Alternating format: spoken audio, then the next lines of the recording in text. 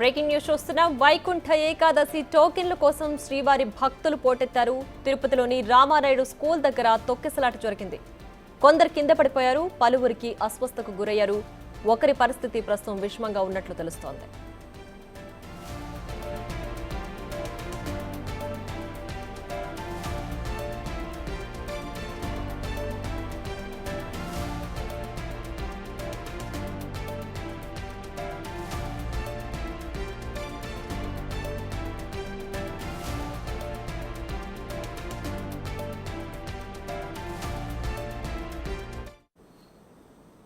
మరింత సమాచారాన్ని మా ప్రతినిధి దామోదర్ లైవ్ లో అందిస్తారు. దామోదర్, చెప్పండి, ప్రస్తుతం వైకుంఠ టోకెన్లకు సంబంధించి అక్కడ తొక్కిసలాట జరిగింది కదా, ఎలా ఉంది వాళ్ళ పరిస్థితి? విషమంగా ఉన్న వాళ్ళ పరిస్థితి ఏ విధంగా ఉంది?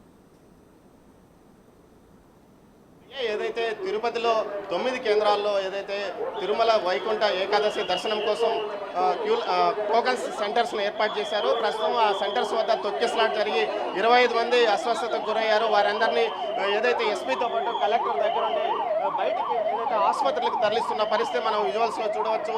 ఒక మహిళ ఏదైతే శ్రీనివాసం వద్ద ఏర్పాటు చేసిన టోకన్స్ కౌంటర్ వద్ద ఒక మహిళ మరణించినట్లు కూడా ప్రచారం జరుగుతుంది. మొత్తం మీదైతే ఒక్కసారిగా తోపులాటగా వ్యక్తులు రావడంతోనే ఈ పరిస్థితి తలెత్తిందని చెప్పవచ్చు. రామానాయుడు స్కూల్ వద్ద ప్రస్తుతం మనము ఏదైతే సమీపంలో ఉన్న పద్మావతి పార్క్లో వారందరినీ ఉంచి ఆ తర్వాత వారిని కౌంటర్లోకి వదులుతున్న సందర్భంగా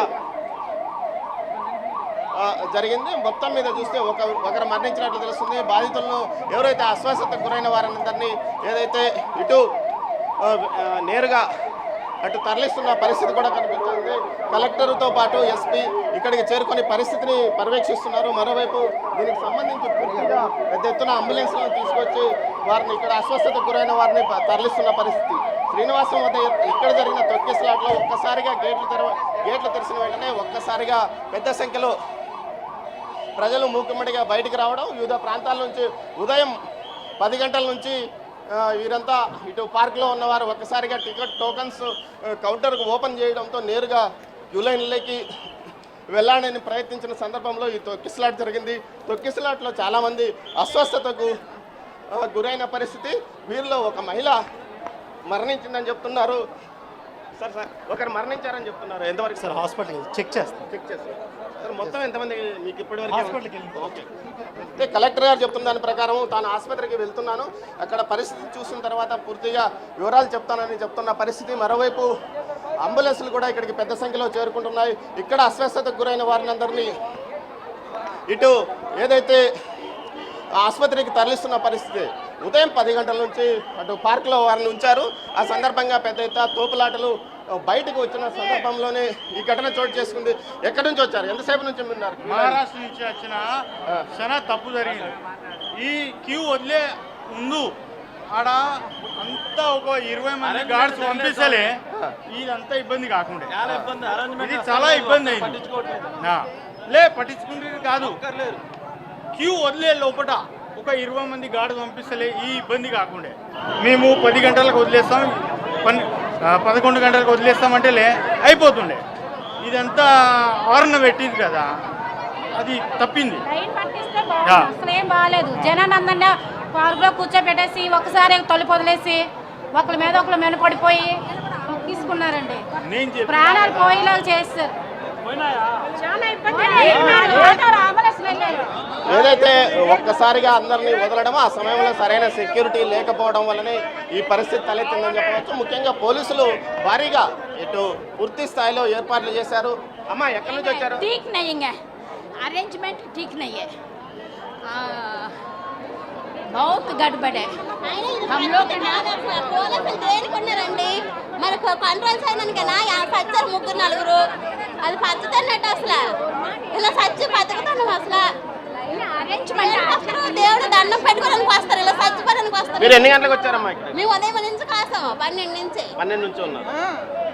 అంటే మిమ్మల్ని లోపలికి ఎన్ని గంటలకు వదిలేరు? ఇప్పుడే వచ్చారు. కానీ ఇంకా ముందు ఎంతమంది తొక్కిసలాట జరిగినప్పుడు ఎంతమంది పడిపోయారు? 3-4 పడిపోయారు. ప్రియ, ఏదైతే పెద్ద ఎత్తున తొక్కిసలాట జరగడం వల్ల ఈ తొక్కిసలాట జరిగిన ప్రదేశంలోనే వీరంతా అస్వస్థతకు గురయ్యారు.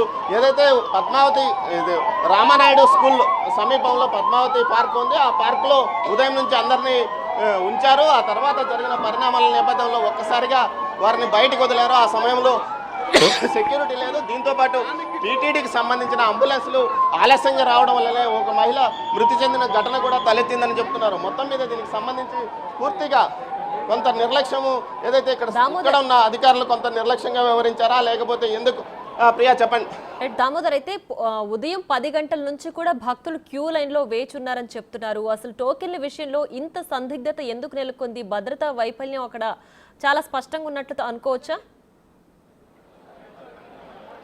రాజారెడ్డి, ఇక్కడ ఎంత సేపు నుంచి ఇక్కడ ఉన్నారు వీరు భక్తులు? దాదాపు ఇక్కడ హెవీ క్రౌడ్ ఉన్నారని చెప్పని ఆ యాత్రికులకి నీళ్ళ బాటిళ్ళు కానివ్వండి అవన్నీ ఇద్దామని చెప్పి ఇక్కడే ఉన్నాం మేము. జస్ట్ ఆ గేట్ తీసే సమయంలో ముందు ఉన్న వాళ్ళందరూ ముందుకు రావడంతో ఈ తొక్కిసినట్టు జరిగింది. అంటే ఎంతమంది అస్వస్థతకు గురయ్యారు? ఎవరైనా ఇక్కడ చనిపోయిన పరిస్థితి? ప్రతి ఒక్కరూ కళ్ళు తిరిగి పడిపోయారు. దాదాపు ఒక 15 నుంచి 18 మంది పడిపోయారు.